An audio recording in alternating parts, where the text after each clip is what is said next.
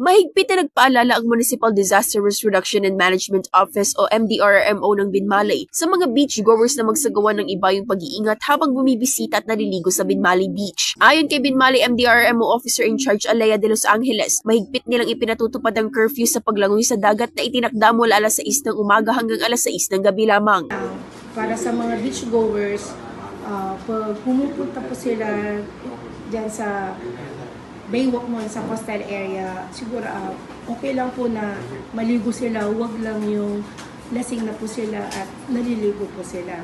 And we are open like 6 a.m. to 6 p.m. po kasi may ordinance naman po dyan na until 6 p.m. lang po ang maliligo dyan po sa coastal area po namin. Bagamat ligtas sa mga naitalang insidente ng muntik ang pagkalunod sa mga nakalipas na araw, binigyang diin ng opisyal na ang kooperasyon ng publiko ay mahalaga upang maiwasan ang anumang aksidente. Ayon sa ulat, inaasahang patuloy na lalagsa ang mga beachgoers hanggang sa araw ng linggo, kaya't pinalalakas ang pagbabantay ng mga tauhan ng bantay dagat. Patuloy rin ang kanilang paalala na sundin ang mga ipinatutupad na patakaran. Ang sabi ko lang sa pagdadayo or maliligo dito, kunting ingat na lang po.